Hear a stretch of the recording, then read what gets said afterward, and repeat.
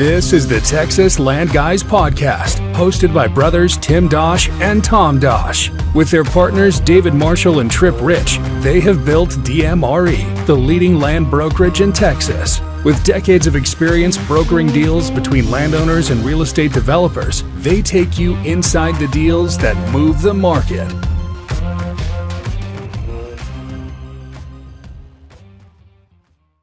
Welcome to the Texas Land Guys podcast. We have a special episode today.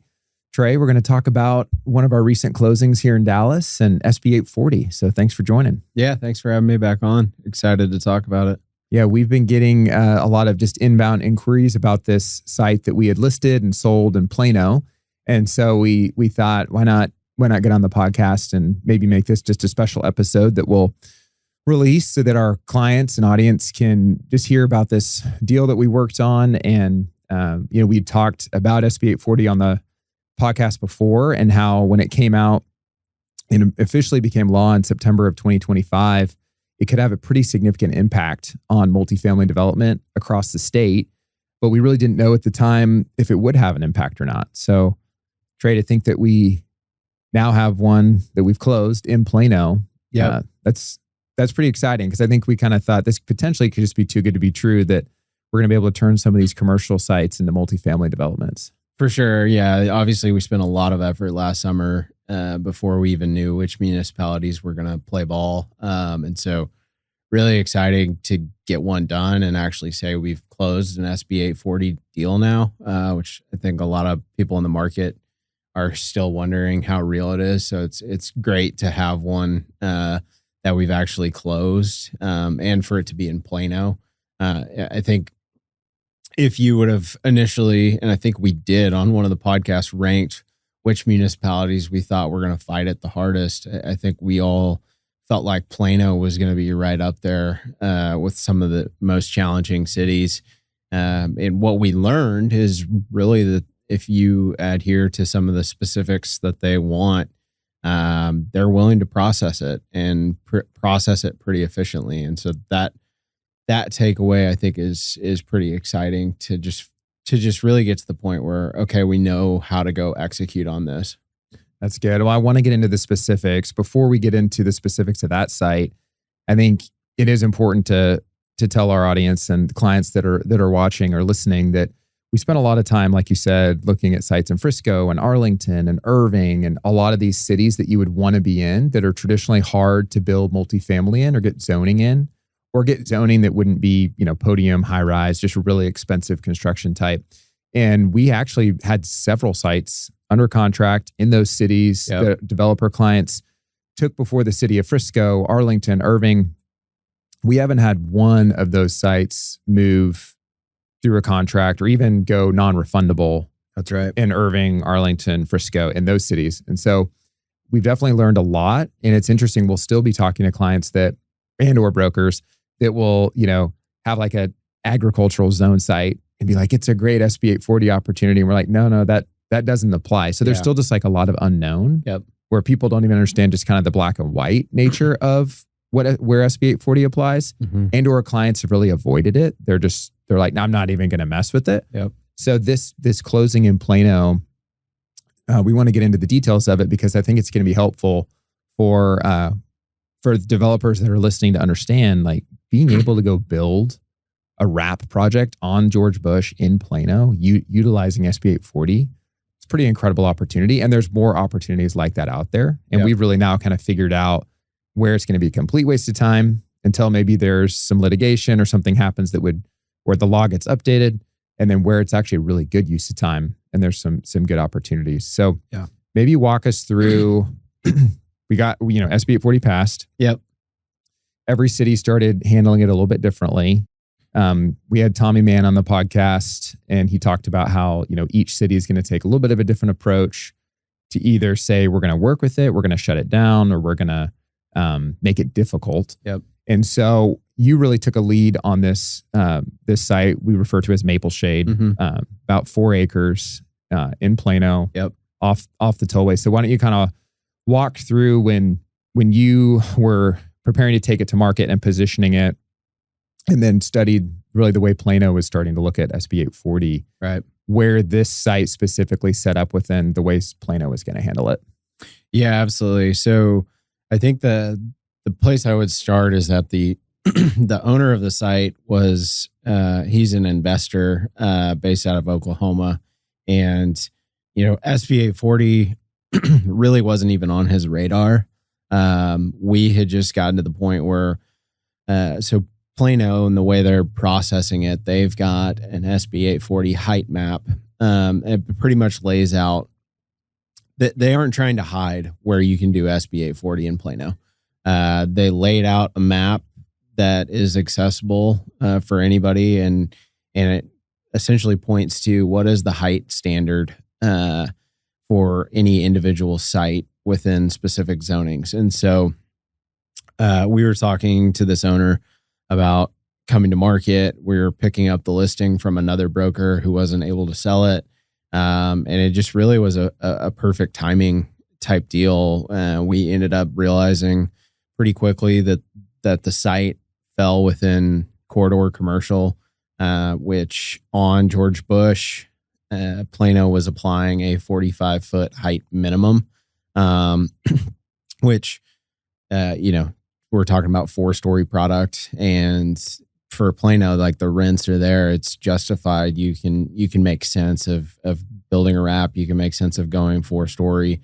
That became evident that it checked all the boxes. We reached out to the planning department to confirm our assumptions. They agreed with it. And at that point, it was kind of like, man, where's this headed? And so we got the site on the market, and interesting enough, I think we talked about it at the time, but we only ever sent out one email on that site because the amount of activity that we got right off the bat was just through the roof. So I think in total where we ended up at on the deal was 17 offers. I think it was one of those deals that if we had kept pushing it, we probably could have gotten, I don't know, however many offers you wanted to get to. But what was really interesting about the offers that came in is just how aggressive everyone was willing to be on terms to get the opportunity at the site. The owner's pricing expectations were pretty reasonable, but he didn't want to give somebody a year, and he was very upfront with that. Timing to him was more important than a little bit extra money. And so with where we went out on our pricing guidance to arrive at the best and final, we actually ended up with offers 40% above our initial ask, which is pretty incredible. Yeah, that's incredible. And I was looking back at it just before we talked, and we only invited 4 groups to the best and final. And just to speak to how competitive it was, we had 9 groups submit in the best and final. So we had 5 groups that essentially were not invited to the best and final process who said, I want a shot at this. I'm submitting, which, is not uncommon. But usually we don't get 5 groups doing that. And so ultimately, Alan Harrison is who won the opportunity and won the deal. And really when we got down to the best and final, and we're talking about the top couple groups, there were 7 groups who were willing to close in under 8 months, which, going back to the start of the conversation, just having no idea how Plano was truly going to process it. Like they were saying, hey, it hits the 45-foot height minimum. You should be able to build multifamily on it under SB 840, but nobody had really gone through the process to understand how was that going to play out. And so for the timing in the offer set to just be so aggressive was really surprising. And the top 3 groups there, they were all privately capitalized, had money on their balance sheet, had the ability to write the check. And that's where Alan Harrison really just leaned in and separated themselves. They wanted the opportunity more than anybody else, and they got more aggressive than anybody else to do it. And so we ended up at a transaction that was hard money day one on a 60-day due diligence and 60-day closing. So 4 months all in with hard money day one, and nobody knew how Plano was going to process the deal. And so that to me was just so shocking. And I know it was for all of us, just the amount of willingness for them to just be aggressive and say, we want the deal this bad and we're going to go get it. And so I think obviously the owner was very excited, but it was pretty cool to see how that played out and see them win the deal. That was, fast forward, obviously that's our third closing with Allen Harrison here in Dallas. And, we've closed a lot more deals with them across the state, and they're a very, very reputable buyer. And it's because of things like that where they get aggressive and they follow through. So that is really kind of how the offer process looked. I don't know if you had any additional thoughts to that. I was just going to say, it was a really interesting deal because the owner's motivation was he was really focused on finding just the right buyer that could move quickly. Yep. And so we had some really quality buyers in the mix. If you were going to give somebody a lot more time, you probably could have gotten a little bit more for the site. But I think why this worked out really well for both the owner and Allen Harrison is Allen Harrison getting so aggressive and going in and closing quickly. They're now slotting ahead of several other developers in the area that are working on other SB 840 sites in Plano. And so you're going to have these kind of micro pockets of places like Plano where there's going to be some supply that's going to be coming. Right. And Allen Harrison was able to, again, slot in ahead of those other deals. They got really aggressive on the timing and meeting with the city. And I mean, I think you mentioned it. I think their first meeting was like New Year's Eve. Yeah, incredible. So like meeting New Year's Eve, getting on a 60-60, you take the New Year's Eve meeting. That's right. Yeah, that's right. And Plano, I'm really impressed with Plano, how quick Plano, they're a city that they're working on a lot. So they don't have the excuse of, or they have the excuse of we're busy. Right. But they were willing to be available. I mean, meeting on New Year's Eve, pushing things forward. Even then, they couldn't get all the way to site plan in 120 days because it's so fast. But I think Allen Harrison being aggressive, getting front in line is significant. And, some of those other developers that were just right there also had really good offers. Yeah. But I think being willing to go non-refundable day one, anyone listening that's in the business that is a developer understands how significant that is to go non-refundable. And we're not talking about, $5,000 or $10,000. Like we're talking about more significant. To go non-refundable when a site isn't really zoned, right? Like there was every indication. So I wouldn't say that it was any kind of a like foolish risk, but it was definitely a calculated risk. That they believed that Plano had been pretty clear. But even so, I remember the map you talked about. It was clear. It's like if you're close to Legacy West, minimum height's like 125. If you're over on 121, it's like 75 feet minimum. And then this area was 45. But even this area, it was like a pretty small part of this area where it worked. And then Plano updated the map and had these like bubbles. It was like, if you're within a bubble, that was where they were showing the heavy industrial, right? The impact. I mean, it came within a couple 100 feet of the site. Yeah. And that wasn't on the map initially. Yeah. It was known with an SB 840 that you couldn't be within, but you didn't know, well, what are they considering heavy industrial as a city? Yeah. So to your point, that update to the map showing heavy industrial, it took several sites out of play for SB 840 because there was a nearby, I think a batch plant, something of that nature. And when they drew the circle, I mean, it literally went like across the street. And at that point, Allen Harrison was already under contract, already had non-refundable money. Like they weren't getting that back if the map updates the wrong way. Well, I really think it's smart how Plano is addressing SB 840 and saying, like any city would do with your future land use or how you want the city to develop. Plano's saying, we want this, the tollway area to develop density, but we actually want to encourage development in some of these other areas. Right. And so, this George Bush corridor was 45 feet. A lot of 75 is 45 feet. They want to encourage development there. Yes. Whereas there's other cities like Arlington and Irving where it's just like across the board. Right. It's a certain height. And there might be a location or two that might work in like an Irving, but maybe in Arlington if you're like right next to the stadium. Yeah. But for the most part, it just kills multifamily development under SB 840 in those markets. Yeah, and I think you bring up a good point about Plano approaching it the right way. And I know that's easy for us to say as land brokers, but they really see the opportunity to capitalize on.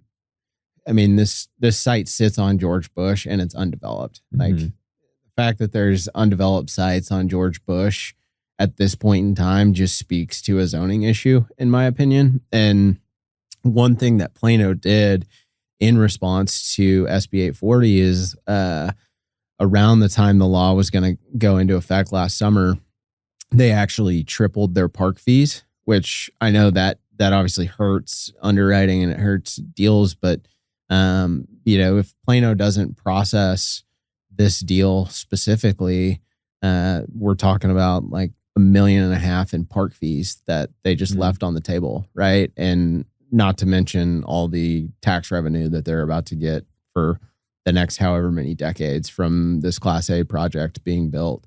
$70, $80 million project going in there. So that part is really interesting, where other municipalities are saying no and slamming the door. They're looking at it as an opportunity to get some high quality development. And that's where, speaking to like getting up near Legacy West and that part of Plano, pushing for higher end, almost high rise type product.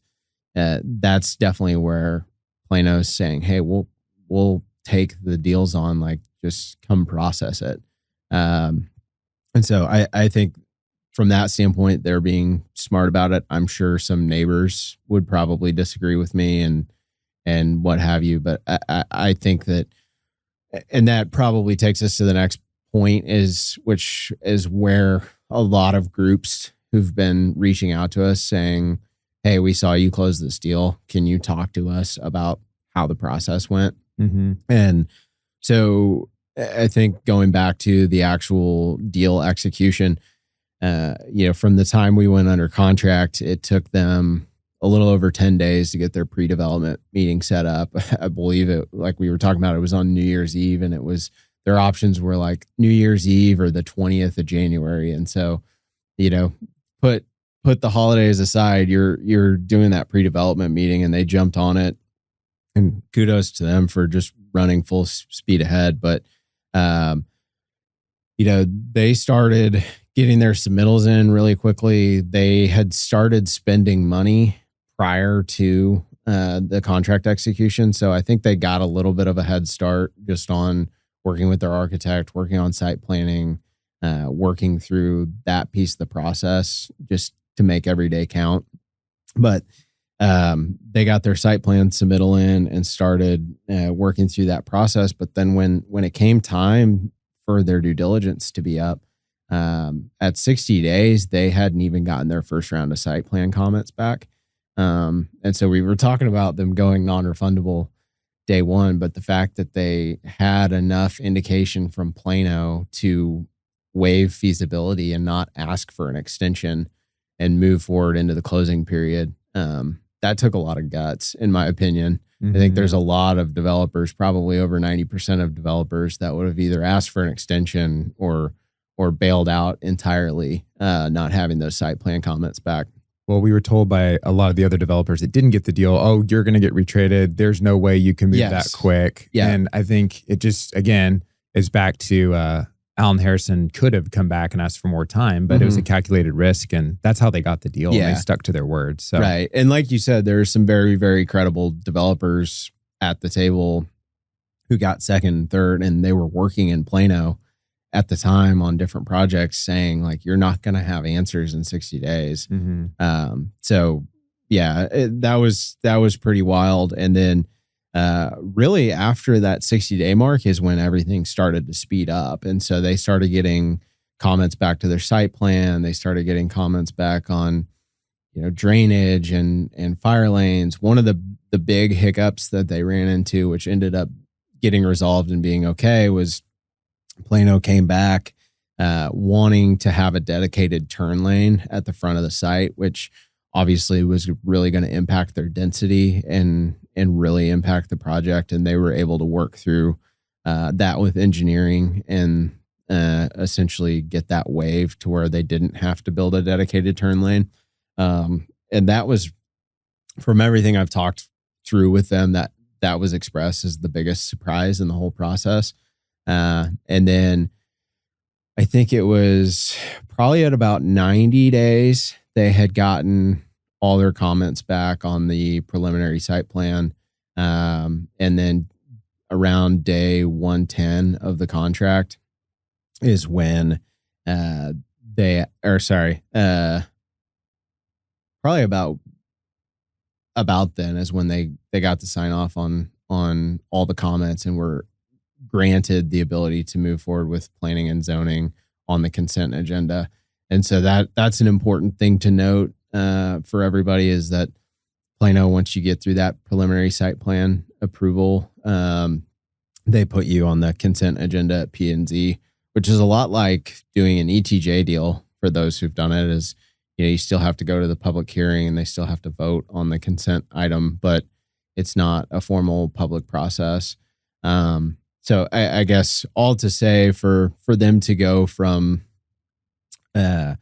first pre-development meeting on New Year's Eve to having site plan approval on the consent agenda at Plano in under 4 months is a lot quicker than I think anyone expected it to be, especially when we were talking about how is the city's going to process it. Like, okay, yeah, we meet the height standard, but like, truthfully, how are you guys, is it going to be one of those deals where every single time we turn comments, you come back with 10 new things? And that really wasn't the case. And so I think that's the part that while the land is closed now, and while they're still working through like their facade plan and their preliminary plat and working towards building permit and getting out of the ground,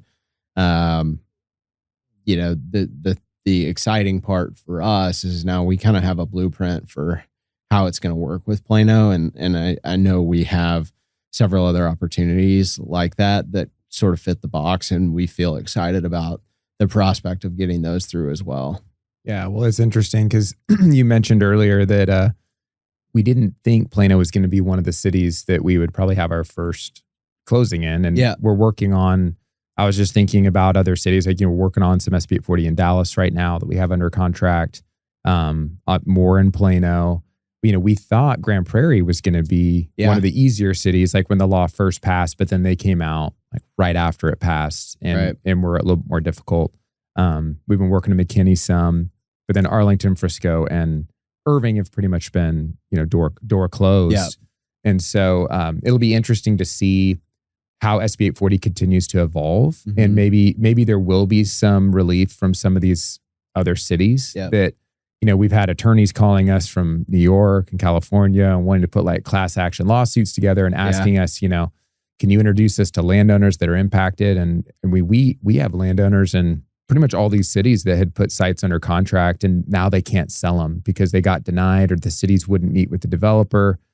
They're, greenfield commercial sites that have always been undeveloped and they remain undeveloped, and you can't sell them for commercial. So that'll be interesting. But I think right now where we sit in kind of the middle of 2026, we are not spending any time on SB 840 in certain cities. And then there's other cities where we're really spending a lot of time. Because the cities have at least made it pretty clear, like, this is how the rules are going to work in our city, and you can still do it. You're just going to have to follow it, this pattern. Yeah, I think the ones that we're still tracking for actual SB 840 opportunities are Plano, Dallas, Fort Worth, McKinney, and Garland are kind of the 5 municipalities up here that are actually processing it. So continuing to work through that. And then the thing that started to come up this week, or over the last few weeks, I guess, is just people are already starting to whisper about legislation reform to the bill next summer, which is crazy. We're already a year into this thing. It's kind of flown by, but now we're, essentially 9 to 12 months away from talking about any sort of changes to the bill that could be passed as well. So, yeah, it's going to be interesting to see just what happens with it. But Thanks, Trey. This was good. I think hopefully this was helpful for the audience and our clients. Still feel free to reach out to us and we can chat about it. And also there are a lot of these interesting opportunities that we're working through. So reach out to us on those too. That's great. Yeah. Thanks for joining. Make sure to subscribe, share this episode with someone that you think would find it interesting. Thank you for listening to our podcast today. If you have questions about land you own in Texas, send us an email at texaslandguys@dmre.com and follow us on LinkedIn to stay updated.